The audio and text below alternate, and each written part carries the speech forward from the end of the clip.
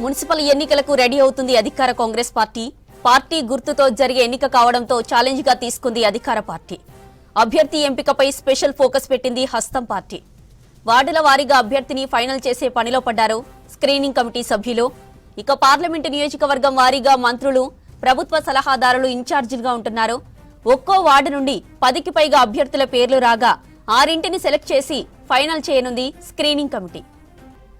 రైటికా municipals పై కాంగ్రెస్ కసరత్తుకు సంబంధించిన మరిన్ని details మా ప్రతినిధి షరీఫ్ లైవ్ లో అందిస్తారు. షరీఫ్, మున్సిపల్ ఎన్నికలకు కాంగ్రెస్ యాక్షన్ ప్లాన్ ఏంటి?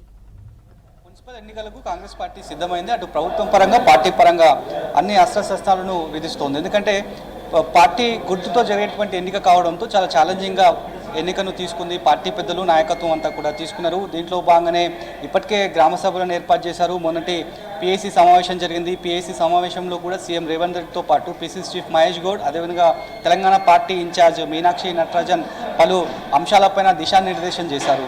ఎందుకంటే ఎట్లా గవర్నెన్స్ నడుస్తోంది, ప్రజలకు ఏ రకంగా తమ సంక్షేమ పథకాలు అందుతున్నాయి, పంచాయతీ ఎన్నికల్లో ఏ రకమైనటువంటి లోటుపాట్లు జరిగాయో, సమస్యలు ఎదురయ్యాయో వాటిని ఎట్లా అధిగమించాలనేటువంటి అంశంపైన పార్టీ పెద్దలంతా కూడా దిశానిర్దేశం చేశారు. మరోవైపు ఇటు ప్రభుత్వం తరఫు నుంచి కూడా మంత్రుల కమిటీని మంత్రులను ఇన్ఛార్జిగా ఏర్పాటు చేశారు. మొత్తం 14 మంత్రులను ఇన్ఛార్జిగా వేశారు. పార్లమెంట్ నియోజకవర్గాల వారీగా వాళ్లకు బాధ్యతలను అప్పచెప్పారు.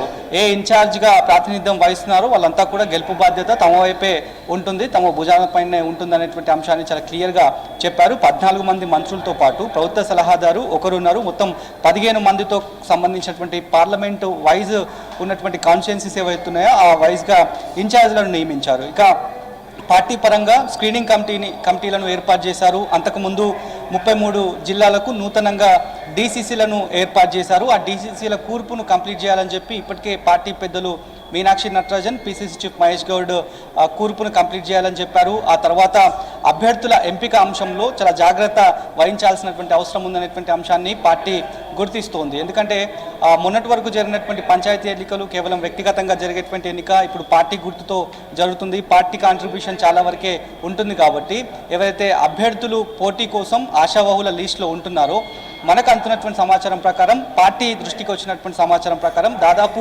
ఒక్కో వార్డు నుంచి 10 పేర్లు, 10 ఆశావాహులు పోటీగా ఉన్నట్టుగా తెలుస్తోంది. కానీ స్క్రీనింగ్ కమిటీ ఆ 10 మందిలో 6 పేర్లను ఫైనల్ చేసి మళ్ళీ దాన్ని స్క్రూటినీ చేసిన తర్వాత, స్క్రూటినైజ్ కంప్లీట్ అయిపోయిన తర్వాత ఒకరి పేరును ఖరారు చేసేటువంటి అవకాశం ఉంటుంది. ఈ ఎక్సర్సైజ్ అన్ని జిల్లాలకు వర్తింపజేస్తామనేటువంటి అంశాన్ని పార్టీ పెద్దలు చాలా స్పష్టంగా చెప్పినటువంటి సిచ్యువేషన్ కూడా కనిపిస్తుంది. కాబట్టి మరోవైపు అభ్యర్థి తమకు సంబంధించినటువంటి వ్యక్తి కాదు, తమ కులం కాదు, తమ బంధువు కాదు అనేటువంటి భేదాలు కనుక ఎవరైనా పెట్టుకుంటే కనుక, ఒకవేళ ఆ రకంగా పార్టీ దృష్టికి వస్తే వాళ్ళపైన స్ట్రిక్ట్ యాక్షన్ ఉండబోతోంది.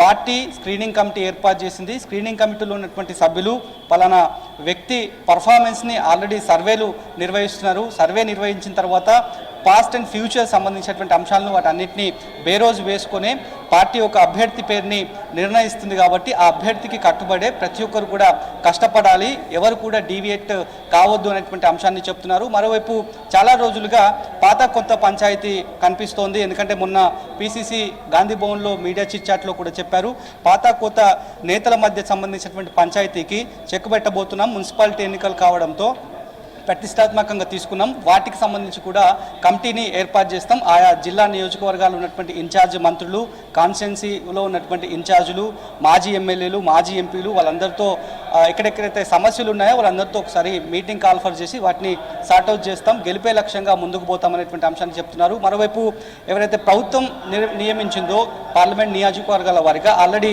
ఇవాళ మంత్రి ఉత్తమ్ కుమార్ సాయంత్రం 7 గంటలకి గాంధీ భవన్లో నిజామాబాద్ పార్లమెంట్ నియోజకవర్గానికి సంబంధించినటువంటి ముఖ్య నేతలతో మీటింగ్ని కాల్ఫర్ చేశారు. దాదాపు 50 మంది ఆయా నిజామాబాద్ సంబంధించినటువంటి కాంగ్రెస్ నేతలంతా కూడా గాంధీ భవన్కి రాబోతున్నారు. కాబట్టి ఈ రకంగా మంత్రులు ఒకవైపు, పార్టీ పరంగా స్క్రీనింగ్ కమిటీకి సంబంధించినటువంటి వీళ్ళ యాక్షన్ ప్లాన్ ఒకవైపు మాత్రం పకడ్బందీగా మెజార్టీ స్థానాలు గెలిపే లక్ష్యంగా కాంగ్రెస్ పార్టీ పావులు కదుపుతోంది.